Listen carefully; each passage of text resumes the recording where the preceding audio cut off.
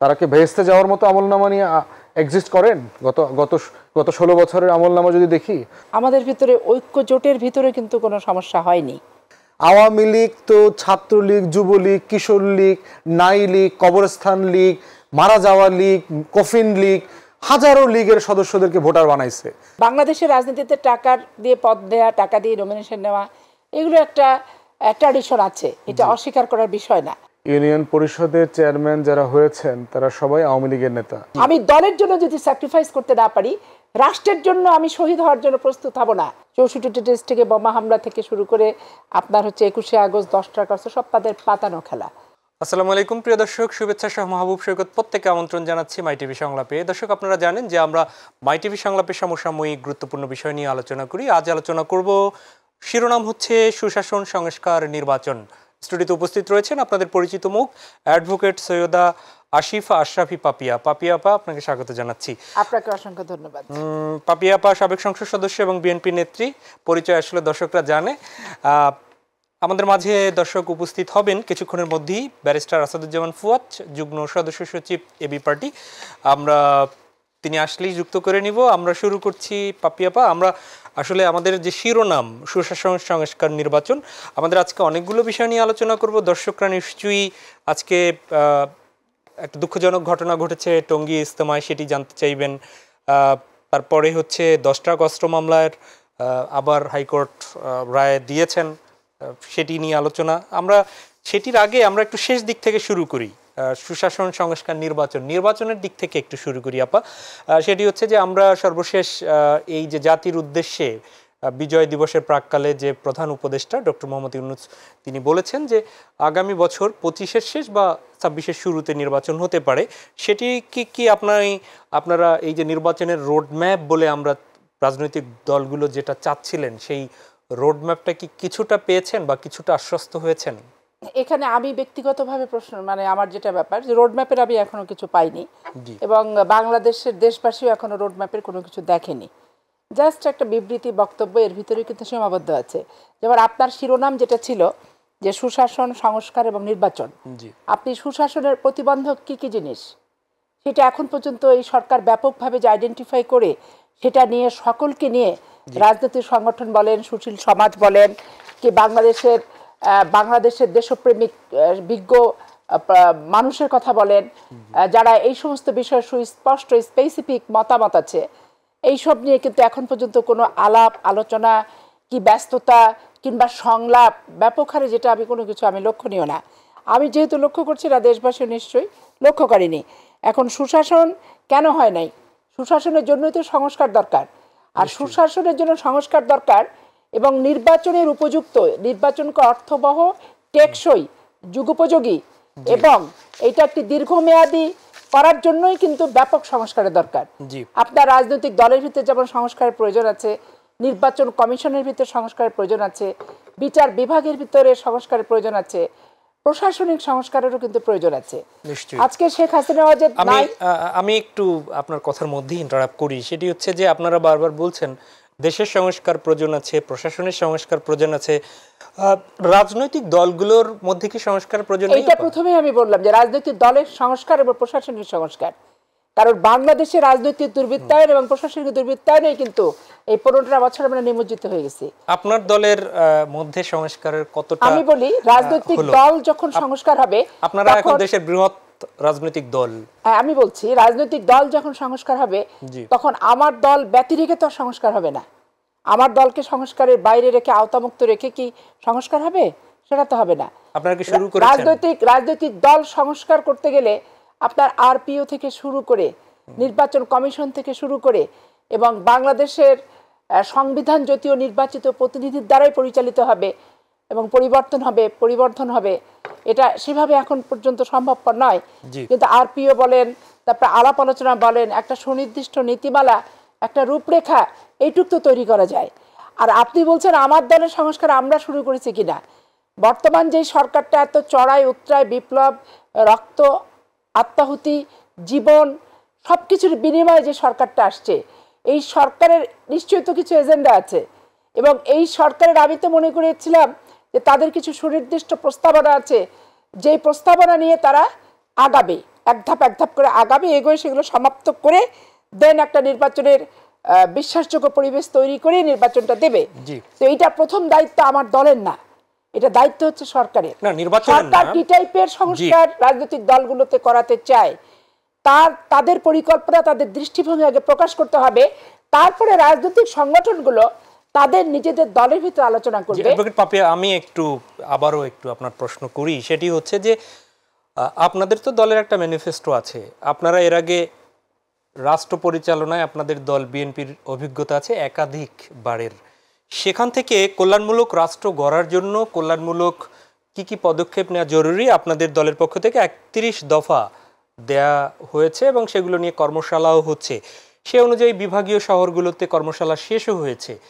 কতটুকু প্রভাব দেখছেন? আপনারা বলছেন যে দ্বিকক্ষ বিশিষ্ট পার্লামেন্ট হবে, রাষ্ট্রপতি প্রধানমন্ত্রীর মধ্যে ভারসাম্য হবে, এইগুলো বলছেন, কিন্তু দেশ গঠন করতে হলে তো এই ধরনের কর্মীও আপনাদের মানসিকভাবে তৈরি করতে হবে। যদিও আপনাদের ভারপ্রাপ্ত চেয়ারম্যান তারেক রহমান বারবার বলছে নিজেদের পরিবর্তনের কথা, সেই পরিবর্তন কর্মীরা কতটা আসলে নিজেদের মধ্যে নিতে পারছে? না, এখন ধরেন আপনার 31 দফা নিয়ে বিভাগীয় একটা কর্মশালা শেষ হলো, জি, তারপরে জেলা ওয়ারি হচ্ছে 64টা জেলা, তারপরে দেখবেন 460টা উপজেলা ওয়ারি হবে, তারপরে দেখবেন ইউনিয়ন ওয়ারি হবে।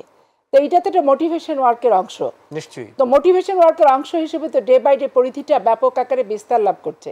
তো বিস্তার লাভ যখন করছে তখন তো কর্মীদের নিয়ে হচ্ছে এটা প্রচারণা, আলোচনা, দলীয় নেতৃবৃন্দ, দলীয় যে ব্যক্তিগুলি ক্রাইটেরিয়া ওখানে থাকার দরকার তারাই তো থাকছে। তো সেটা নিয়ে তো মোটিভেশন হচ্ছে। আমরা তো আমাদের তরফ থেকে কিন্তু বসে নাই, আমরা চাই যে বাংলাদেশে একটা জবাবদিহিতামূলক দুর্নীতি মুক্ত একটি সুশাসন দিতে পারে জনগণকে সার্বজনীনভাবে, এরকম একটা সরকার অদূর ভবিষ্যতে আসুক। এটা আমাদের দল এবং আমরা যারা শুধু দল বলে না, যারা সুস্থ চিন্তা করি, আমাদের প্রত্যেকেরই কিন্তু প্রত্যাশা এই ধরনের একটা বাংলাদেশ আমরা চাই। সেই কাঙ্ক্ষিত লক্ষ্যে পৌঁছানোর পদক্ষেপ শুধু আমার দল এককভাবে গ্রহণ করলে তো হবে না, এটা সার্বজনীনভাবে করতে গেলে সরকারকে গ্রহণ করতে হবে। রাজনৈতিক দলের চিন্তা চেতনার সাথে তাদের চিন্তা চেতনার কতটুকু ঘাটতি আছে, কতটুকু মিল আছে, কতটুকু সংযোজন বিয়োজন করতে হবে, সেগুলো তো তাদের সাথে। কিন্তু আজ পর্যন্ত এই সরকার এগুলো নিয়ে ব্যাপক হারে কোনো আলোচনা কি করে শুরু করছে বলেন? এখন পর্যন্ত শুরু কিন্তু করে নাই। তাহলে উদ্যোগ তো সরকারকেই নিতে হবে। জি, উদ্যোগ সরকারকে নিতে হবে। আপনারা দেখেছি 5ই আগস্টের আগে এই যে সমমনা দলগুলোর সাথে আপনারা কিন্তু একাধিকবার বিএনপি বৃহৎ দল হিসেবে কিন্তু বসেছেন, ওয়ার্কশপ করেছেন, দেশ গঠনের 31 দফা কিভাবে হবে সেগুলো নিয়ে বসছেন। এবং এখনকার সংকট যেগুলো আছে মোকাবেলার জন্য সবাই বলছেন যে জাতীয় ঐক্যের দরকার। এই যে নির্বাচনের রোডম্যাপ আগামী বছর শুরু হয়ে যদি যায়, তো রোডম্যাপ ঘোষণার পরে এই জাতীয় ঐক্য কিংবা এই দলগুলোর মধ্যে ঐক্য কি থাকবে, নাকি এই নমিনেশন নিজেদের মধ্যে নমিনেশন নিয়ে কাদা ছোড়াছুরি, আবার অন্য দলগুলো সমমনার সাথে দূরত্ব তৈরি হওয়ার তো সংখ্যা থেকেই যায়, সেগুলো কিভাবে মুক্ত হবেন? সেগুলো মুক্ত হওয়ার ব্যাপার না। যখন নির্বাচন সামনে আসবে, জি, তখন ধরেন একটা স্ট্যান্ডার্ড যে মানযন্ত্র থাকে, সেই স্ট্যান্ডার্ড যন্ত্রটি পরিমাপ করেই কিন্তু মনোনয়ন বলেন, সমঝোতা বলেন এবং নির্বাচনের শেয়ার হোল্ডার সেভাবেই কিন্তু তৈরি করা হবে। মানে এটা কি দর্শকরা নিশ্চিত হতে পারবে যে মানদণ্ড নিশ্চিত করে আপনার দল মনোনয়নের দিকে আগাবে, জনপ্রতিনিধি দিবে? আমরা এই যাবৎকালে যতজনের সাথে আমাদের নির্বাচনী ঐক্যজোট হয়েছে, আমাদের ভিতরে ঐক্যজোটের ভিতরে কিন্তু কোনো সমস্যা হয়নি অদ্যাবধিকাল পর্যন্ত। এটা আপনারা ভালো মতো খেয়াল করে দেখেন। দলের ভিতরে সন্তুষ্টি অসন্তুষ্টি থাকতে পারে। তো দলের শেষ প্রাককালে যখন ভারপ্রাপ্ত চেয়ারপারসন এবং চেয়ারপারসন বেগম খালেদা জিয়া নেতৃত্বস্থানীয় ব্যক্তিবর্গ সিটের হিসাব করবে, এখন অনেক প্রার্থী মনোনয়ন প্রত্যাশী, কে জেলা বিএনপি সভাপতি, কে সেক্রেটারি, কে অমুক, সব সামনের এমপি হওয়ার চিন্তা ভাবনা করছে। কিন্তু দল যখন হিসাব করবে যে আমার সিট বেশি পেতে হবে সরকার গঠন করার জন্য, তাহলে এই 10টা লোকের ভিতর কোন লোকটা সবচেয়ে ফিট, তখন দেখা যাবে যে 15 বছর হতে সেই লোকটা সবচেয়ে বেশি বঞ্চিত, কিন্তু নির্বাচনের মাঠের জন্য সেই লোকটাই সবচেয়ে ফিট। তখন দেখবেন, কারণ বেগম খালেদা জিয়া বলেন, তারেক রহমান বলেন এবং অন্যান্য দল যারা আছে, ক্ষমতায় যাওয়ার জন্য এমপি নিশ্চিত বিজয় দরকার। তো সবার চেয়ে যে ব্যক্তিটা তার নির্বাচনী এলাকায় জিতবে, দেখবেন সেই সিদ্ধান্তটাই। আমি জিয়াউর রহমানের শাসনামলে ছোট ছিলাম, তারপরে পরবর্তী পর্যায়ে অ্যানালাইসিস করে আমি দেখেছি যে অনেকে ও ভালো না গ্লবিং গ্রুপিং দলের ইন্টারনাল থাকে, কিন্তু শেষ বিচারে সিটের পলিটিক্সে বিজয়ীকে সেই ব্যক্তিটাই যথোপযুক্ত মনোনয়ন কিন্তু কিন্তু দর্শকদের জনগণের পারসেপশন কিন্তু বলে যে আসলে ত্যাগ তিতিক্ষার চেয়ে বেশি দেখা হয় কার অর্থ আছে, এবং এটি কিন্তু গত 15, 17, 18 বছরেও কিন্তু এই প্র্যাকটিস আমরা দেখেছি, আর অন্য ক্ষেত্রেও। সেক্ষেত্রে টাকাকে কি প্রাধান্য বেশি দেয়া হবে না ত্যাগকে বেশি প্রাধান্য দেয়া হবে? আমার দলের টাকা, বাংলাদেশের রাজনীতিতে টাকা দিয়ে পদ দেয়া, টাকা দিয়ে নমিনেশন নেওয়া, এগুলো একটা ট্র্যাডিশন আছে, এটা অস্বীকার করার বিষয় না। কিন্তু এখানে সবচেয়ে বড় কথা যে টাকার বিনিময়ে কাকে বিক্রি করছে, কোনো ত্যাগী কর্মী, ত্যাগী নেতা, না ওই সিটে কোনো প্রার্থী নাই সেটা আমি কোনো টাকার আলা লোককে দিলাম, এটা কিন্তু বিচার্য বিষয়। তো আমি সবসময় দৃঢ়ভাবে বিশ্বাস করি যে সততা অর্থের বিনিময়ে বিক্রি হয় না, ত্যাগ টাকা দিয়ে কেনা যায় না, স্যাক্রিফাইস, কন্ট্রিবিউশন, জীবন বাজি রেখে যে ইতিহাসটা নিবেদিত কর্মীরা তৈরি করে, এটা টাকা দিয়ে বাজারে আলু পটলের মতো মুদিখানার দোকানে ক্রেতা এবং বিক্রেতার ভিড় কিন্তু থাকে না। তবে আমি আশা রাখি যে এত চড়াই উত্তরায়ের মধ্য দিয়ে যে শাসনটা আমরা পেলাম, অন্তত পক্ষে ত্যাগী, নিবেদিত, স্যাক্রিফাইস, আজকে দলের জন্য যে ত্যাগ করতে পারবে আগামী দিন রাষ্ট্রের জন্য সে ত্যাগ করবে সার্বজনীন ভাবে। আমি দলের জন্য যদি স্যাক্রিফাইস করতে না পারি, রাষ্ট্রের জন্য আমি শহীদ হওয়ার জন্য প্রস্তুত হব না। আজকে দেশের ভিতরে আমার যুদ্ধ হচ্ছে, দুদিন পর আমার দেশের সাথে অন্য দেশের যুদ্ধ হতে পারে।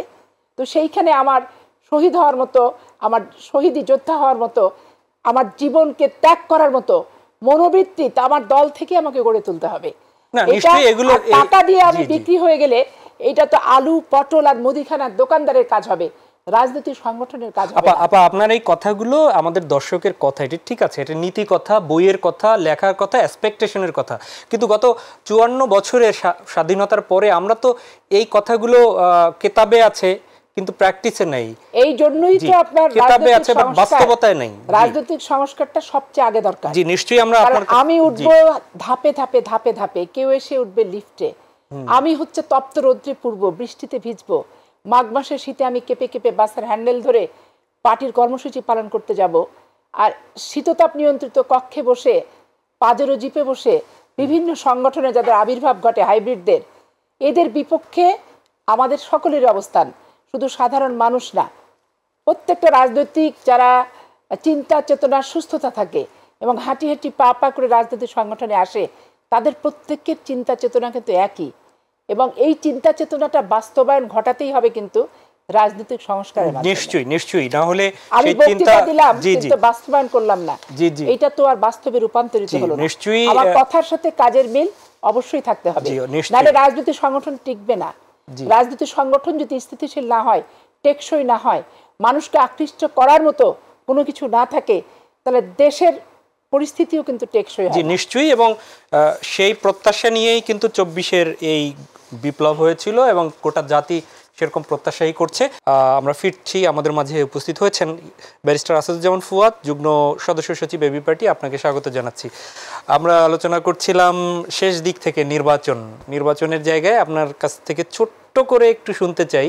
বেশিরভাগ বিষয় আমরা আলোচনা করেছি, তা হচ্ছে যে প্রধান উপদেষ্টার ইঙ্গিত অনুযায়ী তো আগামী বছর শেষ দিকে কিংবা পরের বছর নির্বাচন যদি হয়ে থাকে, তার আগের যে সংস্কারের যে বিষয়গুলো, সেই সবগুলো সংস্কার কমিশন নিয়ে একটা কমিশন যে হওয়ার কথা, যদি আপনাকে বলা হয় যে সংস্কারের এই 4 মাস পরে কতটুকু আসলে এগোলো, এটি একটি। আর একটা হচ্ছে যে স্থানীয় সরকার অনেক জায়গায়, বিশেষ করে সিটি কর্পোরেশন, পৌরসভায় কিন্তু মেয়রবিহীন চলতেছে, জনপ্রতিনিধি, সেটির ব্যাপারে কোনো নির্দেশনা এখনো দেওয়া হয়নি, যদিও এখন পর্যন্ত আমরা জানি যে জাতীয় নির্বাচন আগে হওয়ার উপদেষ্টারা কথা বলছেন।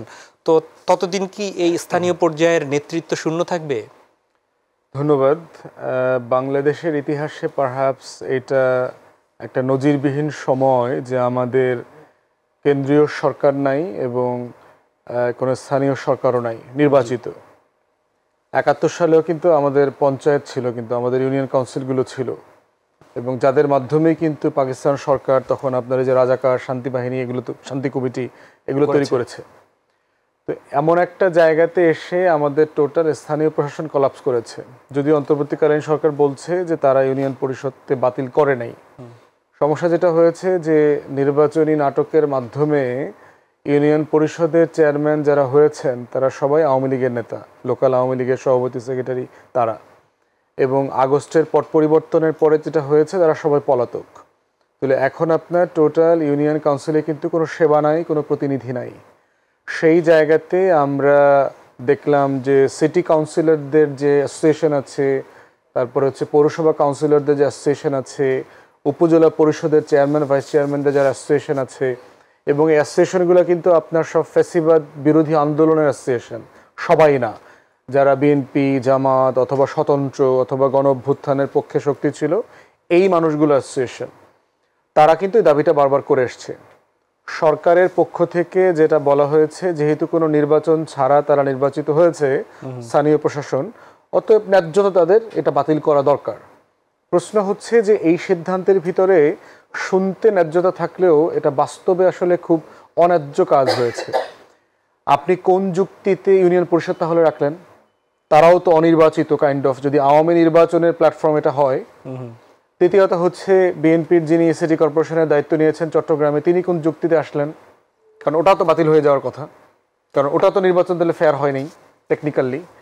তাহলে প্রশ্ন হচ্ছে যে আপনি রাষ্ট্র যখন একটা সিদ্ধান্ত নেবে, তাকে একটা ন্যায্যত এবং কনসিস্টেন্টলি কারেক্ট সিদ্ধান্ত নিতে হবে। আপা উকিল এখানে উনি জানবেন যে রাষ্ট্রের পলিসি ডিসিশনে অন্যায্যতা থাকলে, এনটা সঠিক হয়ে থাকলেও সেটা বেঠিক। কারণ হচ্ছে আপনাকে অ্যাপারেন্টলি মনে করতে হবে, রাষ্ট্রের যারা সার্ভিস নেন জনগণকে বুঝতে হবে যে এই সিদ্ধান্তটা সঠিক। দ্বিতীয়ত একটা সমস্যা দেখেন যে এদের বদলে আপনি কাদেরকে দিয়ে রিপ্লেস করেছেন? আমলাদেরকে দিয়ে। আমলারা কারা? তারা কি গত 16 বছরে তাদের আমলনামা কি খুব ভালো? তারা কি ভেস্তে যাওয়ার মতো আমলনামা নিয়ে এক্সিস্ট করেন? গত 16 বছরের আমলনামা যদি দেখি, ওনারা রাতের নির্বাচন করে দেন নাই আমাদেরকে, ওনারা ভোট ছাড়া নির্বাচনে এই ফ্যাসিবাদ কায়েমে সহযোগিতা করেন নাই, ওনারা রাতের নির্বাচনের বদৌলতে 35 লাখ, 40 লাখ, 50 লাখ টাকা ক্যাশ তোহফা নিছেন না সরকারের কাছ থেকে, ওনারা এই 24-এর দামি নির্বাচন করে দিয়েছেন না এই সকল আমলারা। তাহলে দেশের 80% সরকারি কর্মকর্তা কর্মচারী তো ফ্যাসিবাদের গোলামি করেছে গত 16 বছর। তাহলে আপনি ন্যায্যতার প্রশ্ন তুলে কাউন্সিলরদেরকে বাতিল করেছেন, কিন্তু ন্যায্যতার প্রশ্ন তুলে আপনি আমলাদেরকে কীভাবে দায়িত্ব দিলেন? থার্ড, আমলারা কি জনপ্রতিনিধিদেরকে কখনো রিপ্লেস করতে পারে? সে 9টা 5টা 9টা 6টা কাজে অভ্যস্ত। আমি যেহেতু প্রচুর কাউন্সিলররা অ্যাসোসিয়েশনের লোকজন এসে আমার সাথে দেখা করেছে, কাউন্সিলররা বলেছে রাত 12টার সময় গোয়াল ঘরে গিয়ে এক মহিলা দেখছে তার গরু 4টা আসে নাই। সে তখন ওই কাউন্সিলরের বাড়িতে আসছে, কাউন্সিলর হারিকেন নিয়ে নিয়ে বাড়িতে বাড়িতে গেছে যে অন্য কারো বাড়ির গরুর সাথে তাদের গরুটা চলে গেছে কিনা। তাহলে চিন্তা করে দেখেন প্রান্তিক জনগোষ্ঠীর সেবার আইডিয়াটা কোথায়, কি ধরনের মানুষদেরকে তাকে সেবা দিতে হয়, সেই মানুষগুলো কোথায়? এরপরে দেখেন যে আপনার আগামী 2 সপ্তাহ পরে প্রাইমারি স্কুলে এনরোলমেন্ট আছে। প্রতি বছর 30 থেকে 35 লক্ষ বাচ্চা প্রাইমারি স্কুলে ক্লাস 1-এ ভর্তি হবে। প্রচুর স্কুল পরিবর্তন হয় এরপরে এই সময়টাতে। ভর্তি হইতে হলে আপনার পরিচয়পত্র লাগবে, জন্ম সনদ লাগবে, বাবা মায়ের পরিচয় লাগবে, সত্যায়িত করতে হবে। কে করে দেবে? গ্রামের মানুষগুলা কাকে চেনে? ওই গ্রামের যে মেম্বার, চেয়ারম্যান, কাউন্সিলর, তার কাছে তো সে বাড়ি বেলা দৌড়ে যাবে যে বা মা বোন এইটা করে দাও, ওই পোলারে তো ভর্তি করামো, এটা সেটা বলবে। সে মানুষগুলো কোথায়? রাষ্ট্র একটা সঠিক কাজ করতে চাইলেও রাষ্ট্রকে মাথায় রাখতে হবে যে আমি যদি কোনো কিছু করি বা না করি, এটা রিপ্লেসমেন্টটা কি দিয়ে হবে। এই পুরো কাঠামোর আলোচনাটা না করে সাডেনলি একটা সিদ্ধান্ত নিয়েছে, অ্যাজ ইফ তারা খুব বুঝে শুনে করেছে। এখন অন্তর্বর্তীকালীন সরকার যারা চালাচ্ছেন তারা তো রাষ্ট্র বোঝেন না, সুশীল। কে বুঝাইছে এটা তাদেরকে? সাবেক যে এলজিআরডি অ্যাডভাইজারকে অ্যাডভাইস করেছে, এই বুদ্ধিটা কোত্থেকে আসছে ওনার মাথায়? সার্টেনলি এটা আমলারা বুঝাইছে। আমলারা এই ভুলভাল বুঝায়া এই অন্তর্বর্তীকালীন সরকারের পুরো কাঠামোটাকে স্লো করে দিচ্ছে, দুর্বল করে দিচ্ছে। তাই আমাদের জায়গা থেকে আমরা দাবি করেছি যে কয়েকটা ক্রাইটেরিয়া ফলো করে যারা বিরোধী আন্দোলনের সাথে ছিল, ফ্যাসিবাদ বিরোধী আন্দোলনে যারা গণঅভ্যুত্থানের পক্ষে ছিল, যারা মজলুম ছিল, জেল জুলুমের নির্যাতনের শিকার হয়েছে গত 16 বছর, তাদেরকে যাচাই বাছাই করে আবার পুনর্বহাল করে দেওয়া হোক। এবং আমাদের হিসাবে তালিকাতে যেটা দেখলাম, সারা বাংলাদেশে সিটি পৌর কাউন্সিলর আছে প্রায় 5300। এই 5,300-র ভিতরে 1700 থেকে 1800 আছে বিএনপি, জামাত, বিরোধী দল, স্বতন্ত্র, এরকম। তো একটা ভেটিং প্রসেস করে তাদেরকে পুনর্বহাল করে দেওয়াটা খুব জরুরি। এই বিরোধের মধ্যেও এত সংখ্যক তারা নির্বাচিত হয়ে এসেছে স্বতন্ত্র, এবং এটা লোকাল ডাইনামিক্স আছে, লোকাল পলিটিক্স আছে।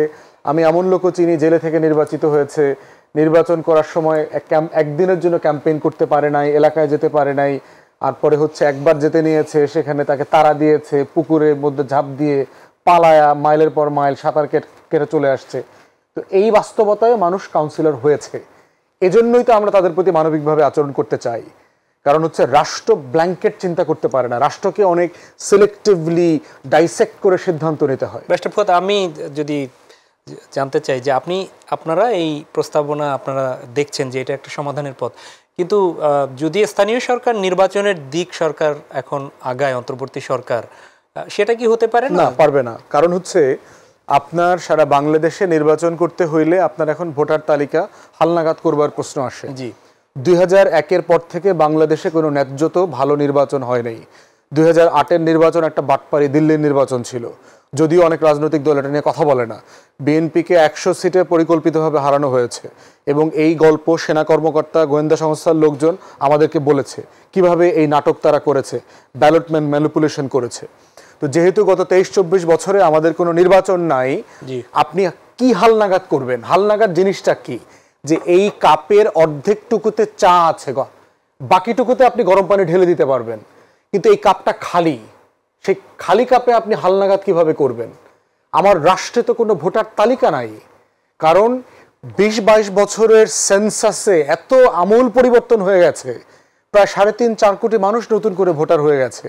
আওয়ামী লীগ তো ছাত্রলীগ, যুবলীগ, কিশোর লীগ, নাই লীগ, কবরস্থান লীগ, মারা যাওয়া লীগ, কফিন লীগ, হাজারো লীগের সদস্যদেরকে ভোটার বানাইছে। এই জন্য কারেক্টলি নির্বাচন কমিশনার, প্রধান নির্বাচন কমিশনার বলেছেন যে আমাদেরকে ডোর টু ডোর গিয়ে নতুন করে ভোটার তালিকা প্রণয়ন করতে হবে। সেটা না করা পর্যন্ত আপনি কিভাবে করবেন? এবং সেটার জন্য উনি বলেছেন 26-এর মার্চের আগে সেই কাজটা ওনারা সম্পন্ন করতে পারবেন বলে ওনারা মনে করছেন না। পাপিয়া, আপনার কাছে আসি, ঠিক এই প্রশ্নের ছোট্ট করে একটু উত্তর চাই। আপনার পর্যবেক্ষণ কি আসলে স্থানীয় সরকারের ব্যাপারে? স্থানীয় সরকারের মানদণ্ডের যে আমি ফুয়াদ সাহেব আসার আগে যেটা বলতেছিলাম, যে একটা নিরপেক্ষ সঠিক মানদণ্ড রাখতে হবে প্রত্যেকটা জায়গায়, যেই মানদণ্ডটা নিয়ে বিপক্ষের চেয়ে পক্ষের যুক্তি বেশি থাকবে বাস্তবিক অর্থেই, এবং প্রয়োগ করার ক্ষেত্রে মানুষের একটা পজিটিভ দৃষ্টিভঙ্গি থাকবে। এখানে ইউনিয়ন পরিষদ, জেলা পরিষদ, পৌরসভা যেগুলো বললো, এগুলো কম বেশি তো সাফার হচ্ছে, সেটাও যেমন ঠিক আছে। আবার ঠিক তেমনিভাবে বাংলাদেশের ইতিহাসে প্রথম ঘটনা যে তৃণমূলেরও অবৈধ নির্বাচিত, মানে নির্বাচিত বলবো না, অবৈধভাবে অনির্বাচিত প্রতিনিধি যে নির্বাচনের ম্যানিফেস্টো নিয়ে চলছিল এবং কার্য সম্পাদন করছিল, তৃণমূল পর্যন্ত পলাতক। কি পরিস্থিতি তাহলে বুঝে দেখেন যে গোটা বাংলাদেশ, অল ওভার বাংলাদেশের তৃণমূলেরও একটা নির্বাচিত প্রতিনিধি তাদের নাই, সব কিন্তু তারা পলাতক। এখন এখানে প্রত্যেকটা ইউনিয়ন পরিষদের সচিব আছে, যদিও জন্ম নিবন্ধন সেটা দিয়ে চালাচ্ছে, আর প্রশাসনিকভাবে যারা দায়িত্বপ্রাপ্ত সচিব ছাড়াও তারা সপ্তাহ সপ্তাহ দিনে দিনে যে সচিব প্রধান কার্য সম্পাদন করছে। সত্যিকার অর্থে নির্বাচিত প্রতিনিধির কাজ তো আর আমলা দিয়ে হয় না, এটা মানে কষ্ট হবেই, দুরূহ হবেই, সবকিছু ঠিক আছে, কিন্তু নির্বাচনটা নির্বাচনের মতোই কিন্তু হওয়া দরকার। নির্বাচন ভোটার লিস্টে যেমন পরিপূর্ণ হওয়া দরকার, রাজনৈতিক দলগুলা সংস্কারের ভিত্তিতে রাষ্ট্রের মানে আরপিও থেকে শুরু করে আচরণবিধি থেকে শুরু করে আমলাতান্ত্রিক জটিল এবং আমলাদের এই ক্ষমতা নিয়ন্ত্রণের যে ব্যাপক প্রবণতা এবং ক্ষমতা আসার সাথে সাথে যে রাজনৈতিক দুর্বৃত্তায়নে জড়িয়ে যাচ্ছে, এগুলোর থেকে কিন্তু পরিহার এবং পরিত্রাণের একটা সুনির্দিষ্ট কঠোর নিয়মকানুন থাকতে হবে, যেটার আওতায় বাংলাদেশের প্রত্যেককে আসতে হবে। না হলে আপনি এত রক্তপাত বলেন, এত প্রাণহানি বলেন, এত সময় ক্ষেপণ বলেন, এত নির্যাতিত, এত অত্যাচারিত, সবকিছু কিন্তু ব্যর্থ হয়ে যাবে। জি, আমরা দর্শকদেরকে বলেছিলাম যে আমরা আলোচনা করব 10 ট্রাক অস্ত্র মামলার যে রায় নিয়ে। সাবেক স্বরাষ্ট্রমন্ত্রী প্রতিমন্ত্রী লুৎফুজ্জামান বাবর সহ 7 জনকে খালাস দিয়েছেন হাইকোর্ট, এবং বিস্তারিত যে বিষয়গুলো নিয়ে আমরা একটা প্রতিবেদন দেখে আসি, এরপর আলোচনা করব। 2014 সালের 30 জানুয়ারি 10 ট্রাক অস্ত্র আটক সংক্রান্ত দুটি মামলার মধ্যে চোরাচালান মামলায় সাবেক শিল্পমন্ত্রী ও জামায়াতের আমির মতিউর রহমান নিজামী, সাবেক স্বরাষ্ট্র প্রতিমন্ত্রী লুৎফুজ্জামান বাবর এবং ভারতের বিচ্ছিন্নতাবাদী সংগঠন উলফার সামরিক কমান্ডার পরেশ বড়ুয়া সহ 14 আসামিকে মৃত্যুদণ্ড দেন আদালত। অস্ত্র আইনে দায়ের করা অন্য মামলায় যাবজ্জীবন কারাদণ্ডাদেশ পান একই আসামিরা। এ বিষয়ে ডেথ রেফারেন্স ও আপিলের শুনানি শেষে মৃত্যুদণ্ডপ্রাপ্ত সাবেক স্বরাষ্ট্র প্রতিমন্ত্রী লুৎফুজ্জামান বাবর সহ কয়েকজনকে খালাস দিয়েছেন আদালত। সকালে বিচারপতি মোস্তফা জামান ইসলাম ও বিচারপতি নাসরিন আক্তারের হাইকোর্ট বেঞ্চ এ রায় দেন। 10 ট্রাক অস্ত্র মামলায় 14 জন ব্যক্তির মৃত্যুদণ্ড হয়েছিল। এই মৃত্যুদণ্ডাদেশের রেফারেন্স শুনানি হয়ে আজকে রায় হয়েছে। এই রায়ে সর্বমোট খালাস পেয়েছেন 7 জন। এই 7 জনের ভিতরে 4 জন খালাস পেয়েছেন যারা কন্টেস্ট করেছেন, 1 জন খালাস পেয়েছেন যিনি পলাতক ছিলেন, নুরুল আমিন। এছাড়াও 2টো আপিল এবেটেড হয়ে গেছে, জনাব মতিউর রহমান নিজামী এবং জনাব আব্দুর রহিম, ওনাদের আগেই মৃত্যুবরণ করেছেন। এরপরে বাকি 6 জনকে 10 বছরের সাজা দেওয়া হয়েছে। এই 7 জন আর এই 6 জন 13 জন, আর আরেকজন পরেশ বড়ুয়া যাকে যাবজ্জীবন সাজা দেওয়া হয়েছে। লুৎফুজ্জামান বাবরের বিষয়ে শিশির মনির বলেন, আদালত তাকে খালাস দিয়েছেন একথা বলে তিনি রাজনৈতিক উদ্দেশ্যে ভিকটিম। জনাব লুৎফুজ্জামান বাবরকেই মামলার প্রধান আসামি করা হয়েছিল দ্বিতীয় তদন্তের ভিত্তিতে। এই জনাব লুৎফুজ্জামান বাবরকেও আজকে খালাস দিয়েছেন এই কথা বলে যে তিনি রাজনৈতিক উদ্দেশ্যের ভিকটিম, শিকার, এবং তার বিরুদ্ধে সুনির্দিষ্ট কোনো তথ্য প্রমাণ কেউ হাজির করতে পারেনি। মতিউর রহমান নিজামী সহ 5 আসামির পক্ষে শুনানিতে ছিলেন জ্যেষ্ঠ আইনজীবী SM শাহজাহান। তিনি জানান, খালাসপ্রাপ্ত আসামিদের বিরুদ্ধে কোনো তথ্য প্রমাণ পায়নি আদালত। যাদেরকে খালাস দিয়েছেন তাদের বিরুদ্ধেও কোনো সাক্ষী প্রমাণ পাওয়া যায়নি। আর যাদেরকে সাজা দিয়েছেন তাদেরকে যেহেতু আপনার ডেথ সেন্টেন্স কমিউট শুধু না, এটা মাত্র 10 বছরে এনে দিয়েছেন। এখন পূর্ণাঙ্গ রায় পেলে পরে আমরা দেখতে পারবো যে কোর্টের অবজারভেশন বা কোর্ট কোন কোন পয়েন্ট এখানে ডিসাইড করেছেন। রাকিব হাসান, মাইটিভি, ঢাকা।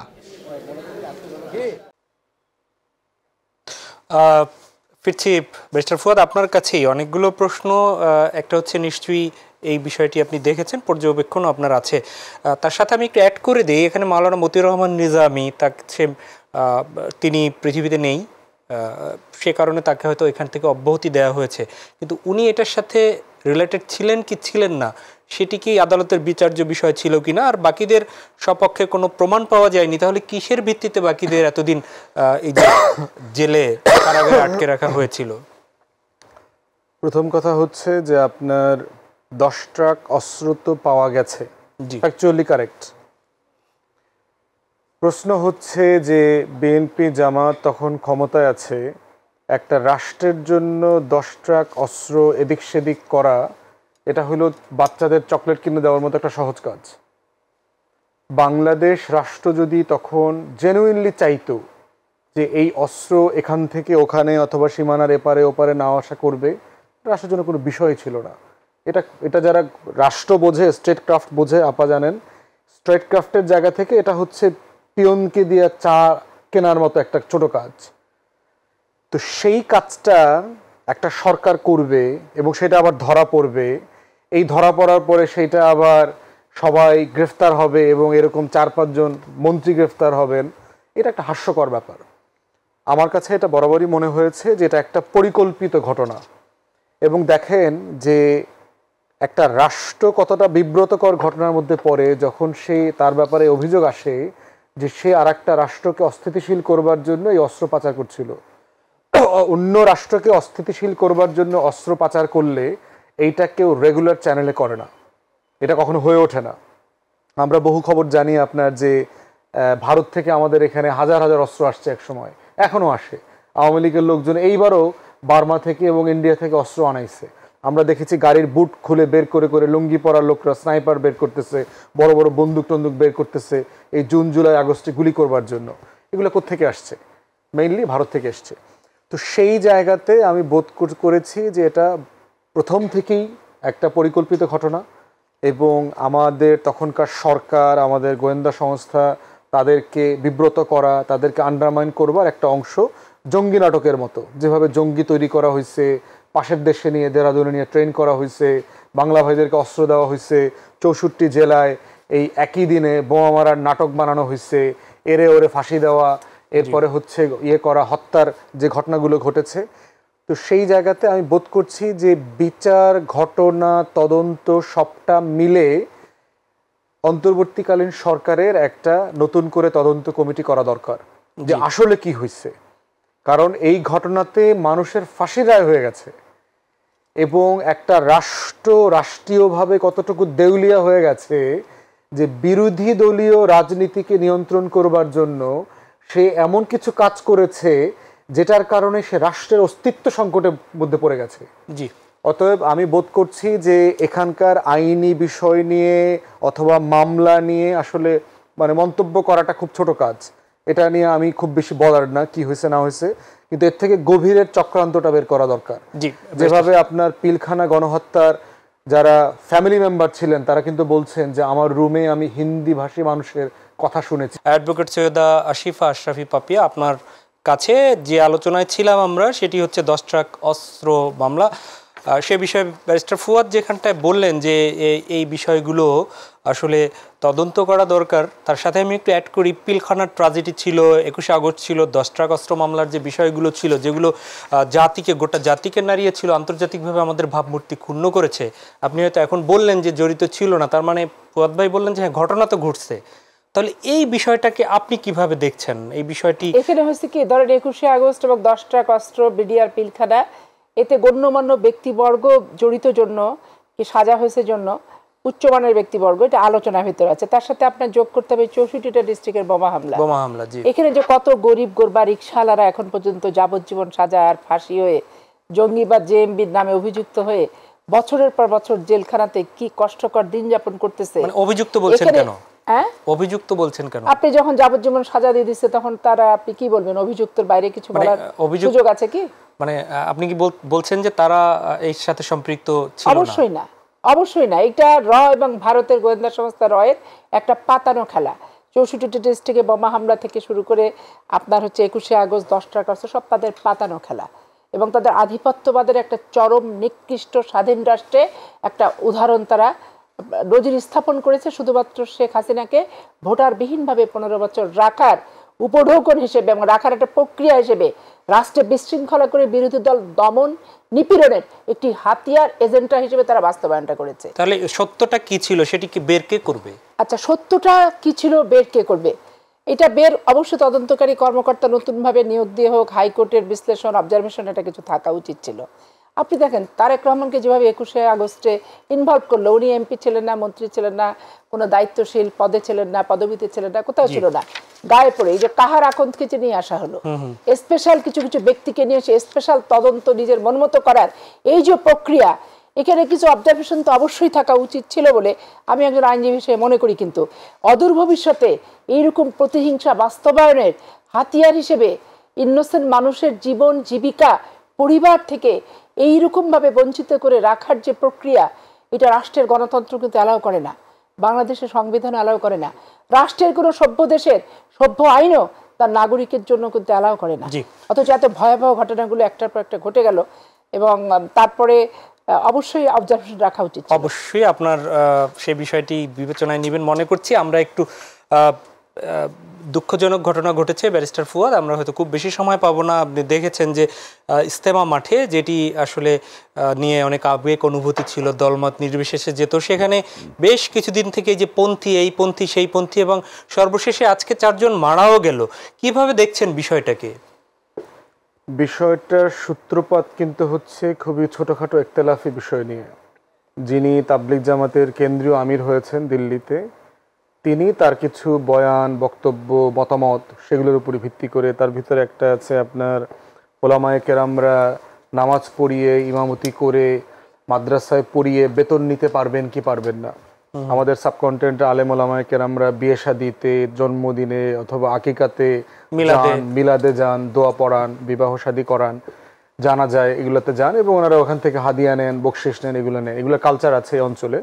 সেগুলোর ব্যাপারে উনি খুব পরিষ্কার বক্তব্য দিয়েছেন যে যারা ইসলামের জন্য কাজ করবেন, ধর্মের জন্য কাজ করবেন, দাওয়াতের কাজ করবেন, তাদের এগুলো থেকে মুক্ত হতে হবে, তাদের স্বাধীন পেশা থাকতে হবে। বাট এটাও সত্য যে ক্লাসিক্যাল ওলামায়ে কেরামদের থেকে শুরু করে মেথডোলজিক্যালি এগুলো করে হাদিয়া নেয়ার ব্যাপারটা কোনো কোনো ওলামায়ে কেরাম অ্যাপ্রুভ করেছেন, সম্মতি দিয়েছেন। দুইটাই খুব স্ট্রং ওপিনিয়ন। এখন আমাদের ওলামায়ে কেরামদের একটা সীমাবদ্ধতা হচ্ছে যে তারা ইখতিলাফ হ্যান্ডেল করতে পারেন না, দ্বিমত হ্যান্ডেল করতে পারেন না। এবং আমাদের যেহেতু রাষ্ট্র, জাতি, সমাজের ভিতরেই দ্বিমতকে হ্যান্ডেল করবার লিমিটেশন আছে, এই লিমিটেশন থেকে তারাও মুক্ত নন। আপনার মাওলানা জুবায়ের অথবা মাওলানা সাদ যদি একটা মতামত দেন, তার মতামত থাকুক না, তিনি তো এটাকে হালাল হারাম করে দিতে পারেন না, যেহেতু এটা কোরআন হাদিসে হালাল হারাম করা নাই। জি, অতএব সেই জায়গাতে যদি ওনারা মতামত আকারে এটা নিতেন তাহলে এটা ভালো হইতো।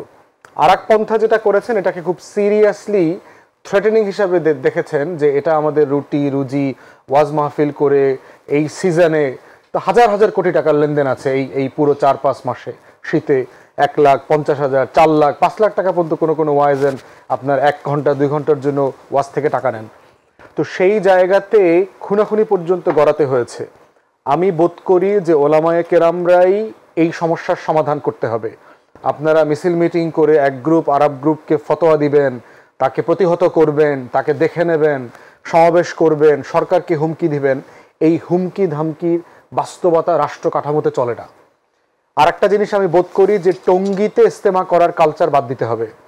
কারণ আমাদের জনগোষ্ঠীর যে সাইজ, যে সময়তে শেখ মুজিবুর রহমান এটা বরাদ্দ দিয়েছিলেন সম্ভবত 72-73 সালে, জি, তখন থেকে এখনকার জনসংখ্যার যে সাইজ, আমার যে ট্রান্সপোর্ট সিস্টেম, ঢাকার এত কাছে এত পরিমাণ জনসংখ্যার প্রোগ্রাম আয়োজন করাটা আমি ন্যায্য তো কারেক্ট মনে করছি না। এটা আমাদের বিমানবন্দর আছে এমন কোনো জেলাতে শিফট করে দেওয়া দরকার। এমনও হতে পারে সেটা 2টা করে দেওয়া যেতে পারে, উত্তরে এবং দক্ষিণে। আপনি যদি বাংলাদেশের উত্তরে নিয়ে যান তাহলে আমাদের বিমানবন্দর আছে নীলফামারীতে, অথবা পশ্চিমে গেলে আপনার যশোরে আছে। তাহলে সে জায়গাতে আপনি নীলফামারী অথবা যশোরে একটা পার্ট শিফট করে দেন। দক্ষিণ অঞ্চলে নিলে আপনার এয়ারপোর্ট আছে বরিশালে এবং কক্সবাজারে, চট্টগ্রামে। তাহলে সেখানে আপনি আরেকটা অংশ শিফট করে দেন, কারণ যেহেতু বিদেশ থেকে প্রচুর মুসল্লিরা এখানে জয়েন করেন, ডোমেস্টিক্যালি অনেকে জয়েন করতে চান। তা আমি বোধ করছি সরকারকে সিরিয়াসলি বিবেচনা করে টঙ্গী থেকে ইস্তেমা সরায় ফেলা দরকার। তাহলে যেটা হচ্ছে, এবং এই ইভেন দেখেন কাকরাইলের মসজিদ, এখানে পর্যন্ত মারামারি হয়েছে, তাহলে এটা ডিসাইসিভলি অ্যাকশন নেওয়া হচ্ছে না কেন? মসজিদে বসে মারামারি করলে কি এটা গুনাহ কম বেশি হবে না? না এটা একটা মানে মারাত্মক ব্যাপার আমাদের সামাজিক বাস্তবতাতেও। এবং তাদের বিপক্ষে আপনার এই তাবলিকের যিনি এখানকার এক গ্রুপের আমির ছিলেন, তার ব্যাপারে প্রচুর লেনদেনের অভিযোগ আসছে। রমনা পার্কের এক অংশ দখল, এরপরে এই মসজিদ করবার নামে টাকা পয়সা কালেকশন করা, এগুলোর অভিযোগ এসছে। বেশার ফুয়াদ, আমি একটু ইন্টারাপ্ট করি। সেটি হচ্ছে 4 জন নিহত হয়েছে। এত অন্যায় অত্যাচার গত 15-20 বছরে দেখলাম। এই তাবলিকের সাথে যারা জড়িত কিংবা জাবলিক জামাত কয়টা অন্যায় করতে গিয়ে জালিমের হাতে শাহাদাত বরণ করেছে, মারা গেছেন? না, সেটা তো ন্যায্য প্রশ্ন, সেটা আপনার থাকতেই পারে। এবং কোনো কোনো ওলামায়ে কেরামের এটাও বক্তব্য দেখলাম যে মারামারি করবার জন্য তারা ছাত্রলীগ যুবলীগের ছেলেপেলেকে হায়ার পর্যন্ত করেছেন। এই ঘটনার কথাও দেখলাম, সত্য কিনা এটা তো তদন্ত করে বের করতে হবে। তাহলে প্রশ্ন হচ্ছে যে বাংলাদেশে তাবলিগ জামাতের সাথে যারা জড়িত আছেন সেই সকল মুরব্বীরা ওলামায়ে কেরামদেরকে সিরিয়াসলি বসতে হবে। আপনারা ইখতিলাফ হ্যান্ডেল করতে না পারলে তাবলিগ বন্ধ করে দেন, এই ইস্তেমা করার দরকার নাই। যে ইস্তেমার আয়োজন করতে গিয়ে গ্রুপিং করা লাগে, যে ইস্তেমার আয়োজন করতে নিয়ে এই গ্রুপ সেই গ্রুপের আলাদা আলাদা প্রোগ্রাম করতে হয়, ইস্তেমা মানে কি? সম্মেলন। সম্মেলন, জি। আপনি সবাইকে মুসল্লিদেরকে একত্রিত করবেন, সেই একত্রিত করবার বদলে আপনি মুসল্লিদেরকে বিভক্ত করছেন। কোরআনে এবং ইসলামিক উসুলে পরিষ্কার বক্তব্য আছে যে মুমিনদেরকে বিভক্ত করা যাবে না, এটা হারাম। তাহলে আপনি একত্রিত করবার বদলে আপনি এখানকার মুসলিম কমিউনিটিকে আপনি বিভক্ত করছেন, আপনি আসলে কবিরা গুনাহ করছেন। জি, তাহলে সেই জায়গাতে যদি আপনারা এটা করতে না পারেন একত্রিত, তাহলে কাজ বন্ধ করে। অনেক ধন্যবাদ পাপ্পি আপা, আপনার কাছে ঠিক 1 মিনিটেরও কম সময় আমাদের আছে, যদি কোনো বক্তব্য এই বিষয়ে থাকে। এইখানে যেটা বলতে চাই যে শেখ হাসিনা ওয়াজেদ বাংলাদেশের প্রত্যেকটা জায়গাকে বিভক্ত করছে। যেমন হেফাজত ইসলামকে বিভক্ত করছে, বাবুনাগরীকে ধরে কোথায় আটকে রাখছিল তারও ঠিক ঠিকানা ছিল না। এই টঙ্গীকে তার শাসনামলেও কিন্তু এই বিশ্ব ইজতেমাকে নিয়ে একই ঘটনা ঘটছে। তো এইখানে হয় কি, পরমত আমি মতকে বিশ্বাস করি আর না করি, হাদিস কোরআন আল্লাহর পথ আমাদের কাছে আছেই। এখন এগুলোকে নিয়ে কেউ যদি মনে করে আমার স্বার্থের বিপক্ষে গেল, কি অপব্যাখ্যা হলো, এটা আমাদের উনি যেটা বলেন যে টলারেন্সটা থাকতে হবে। আমি ধর্মর প্রথম হচ্ছে পরমত সহিষ্ণু হও, অন্যকে ধৈর্য ধারণ করো। ধৈর্য ধারণ না থেকে খুনাখুনি জায়গা পর্যন্ত চলে গেল। আবার ছাত্রলীগ যুবলীগও যদি চলে আসে তাহলে এটা নিতান্তই আমাদেরকে ডিস্টার্ব করার, বাংলাদেশকে আবার বিশৃঙ্খলা প্রত্যেকটা সেক্টরে বাঁধানোর সুপরিকল্পিত একটা পরিকল্পনা ছাড়া ভারত এবং শেখ হাসিনা মাজাদের অন্য কিছু না। অনেক ধন্যবাদ অ্যাডভোকেট সৈয়দ আশিফা আশরাফি পাপিয়া আপা আপনাকে, এবং অসংখ্য ধন্যবাদ ব্যারিস্টার আসাদুজ্জামান ফুয়াদ আপনাকে। প্রিয় দর্শক, এই ছিল আমাদের আজকের আয়োজন। দেখা হবে পরবর্তীতে। আমরাও চাই আসুন বিভক্তি নয় ঐক্য করি। সব কিছুর উপরে সবার আগে দেশ, এই দেশটাকে সুন্দরভাবে গড়তে, একটি কল্যাণমূলক রাষ্ট্র করতে আসুন যে যার জায়গা থেকে বিভেদ ভুলে ঐক্যের সাথে ঐক্যের জন্য একটু হলেও সবাই মিলে কাজ করি। আল্লাহ হাফেজ।